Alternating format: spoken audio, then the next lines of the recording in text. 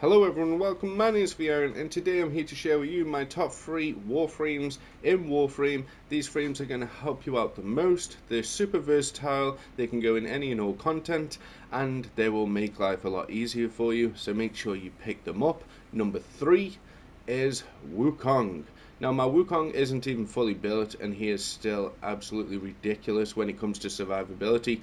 He is the invincible frame and he will not die. So I took an Aurus in the Prophet Taker fight and I died a lot. That's even on an Aurus.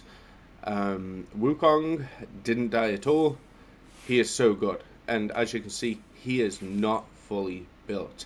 We've got 201 strength, 170 duration, and we've kept efficiency and range the exact same. We've got 800 armor, and we've got 1800 health, which is really good. It's absolutely ridiculous. However, ideally, I would want something like Steel Charge here and building for melee, maybe. But I didn't want to put an aura former in there, and I didn't want to put a normal former in there because I don't use him as much as I should because of the other two frames that I'm going to tell you about.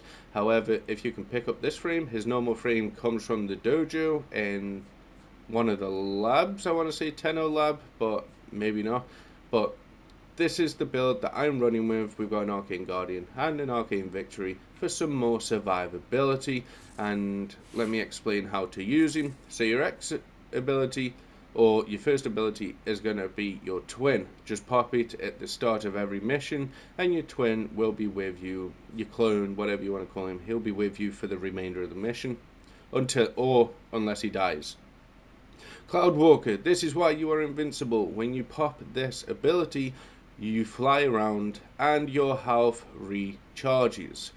If you do this and stay still, your health will not recharge. You have to be moving. So when you're in the mist form, you start moving, and also this mist form can get through lasers in spy missions, but make sure you get the timing absolutely right, because as you can see, the duration is 3.4 seconds. It's not a long rotation.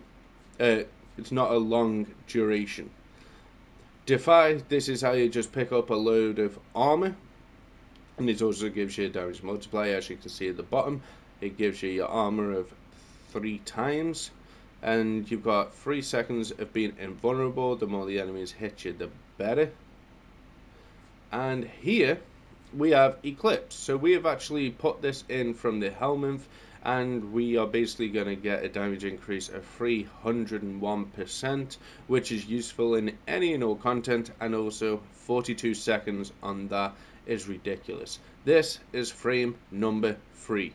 Now we're going to move over to frame number 2, the second best frame in the game in my opinion, and here she is.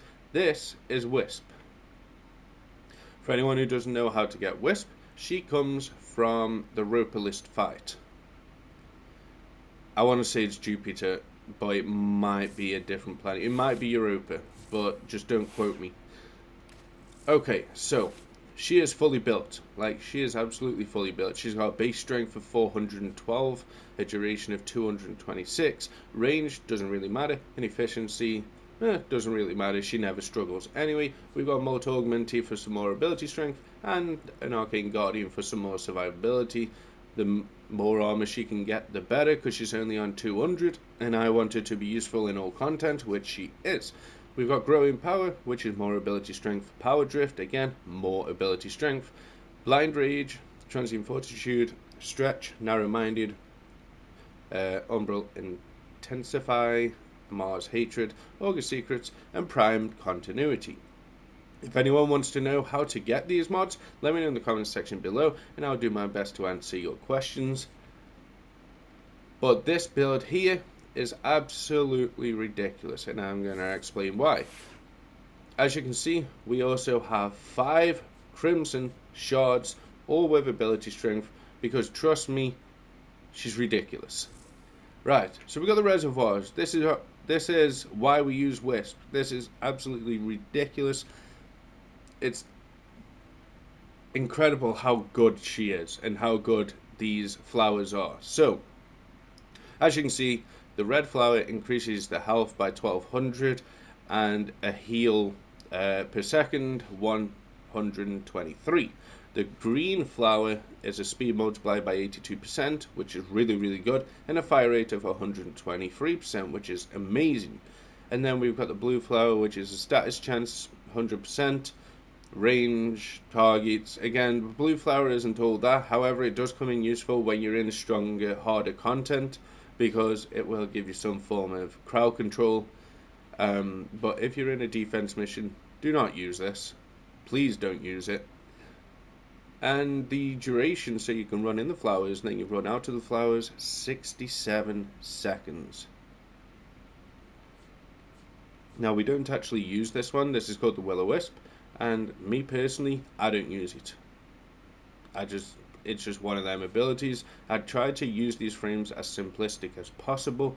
So as you can see, Breach Surge, I don't use this one either, but it is a really good ability because it gives you the damage multiplier, the stats chance, and yeah, it's just a good ability. I just personally don't use it. I'm all about the flowers and the last one. This is Eclipse. You get a damage increase of 618%, which to me is absolutely ridiculous. It's so good. And also, when everything is popped, your mote augmented, your growing power, 4 people have got growing power, this soars above 800%.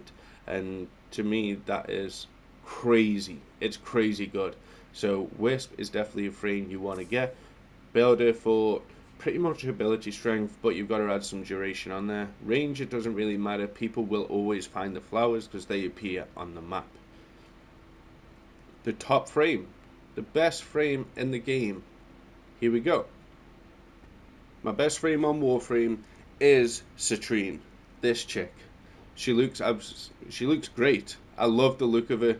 Great ass on her. But anyway, if we look at her build here, as you can see, we are just piling on the armor. We want her to survive as long as possible in the hardest content, which is what she does. So we've got the blue shards for the armor. And also, this is what we're running on. We've got growing power, power drift, adaptation, survivability. We are making use of the Archon mods. I will explain why. Umbral Intensify, energy conversion, streamline, and blind rage. Without streamline, the efficiency will be a lot lower, which isn't ideal. We do want to be able to keep the abilities up, and we've got an energized and a mote augmented. Now, as you can see, we're on a 258 strength, 141 range, and 150 on the duration. And we're going to go over the abilities now and why this frame is so good. Oh, you also saw there, we've got 1,000 armor. And that is just from the shards, I believe. I think she's got some base armor, but I believe the rest of the armor is just from the shards. Now, if we look at her abilities, Fracture Blast, which is her first one, this is the sustainability.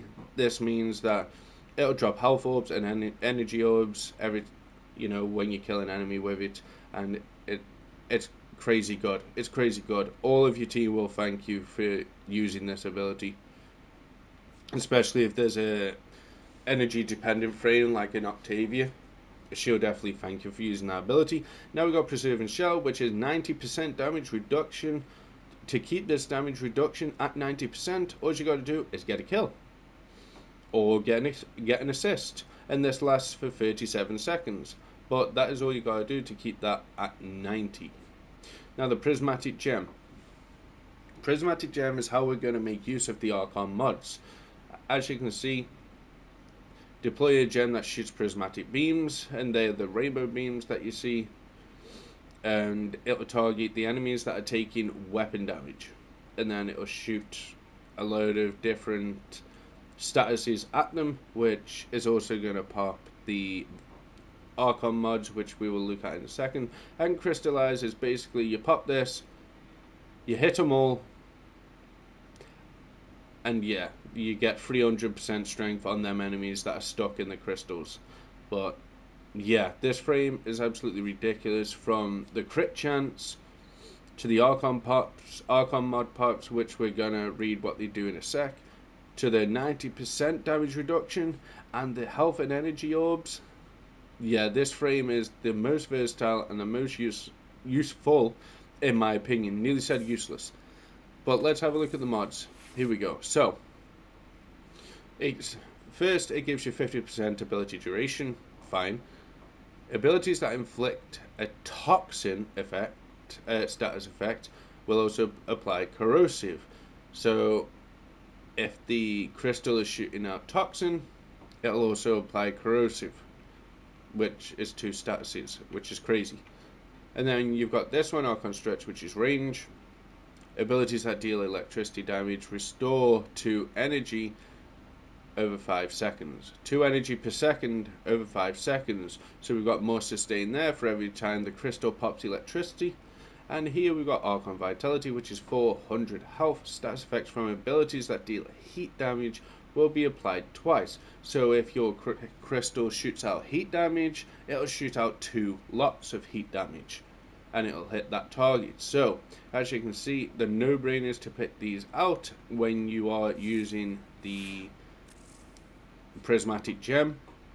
It's always going to pop it, and you don't have to do anything. All you gotta do is select the button and let the prismatic gem do its work. It's really good at defending a target, but it doesn't like cover it up entirely, and it can be overrun. But it's still a really good ability. But these are my top 3 frames.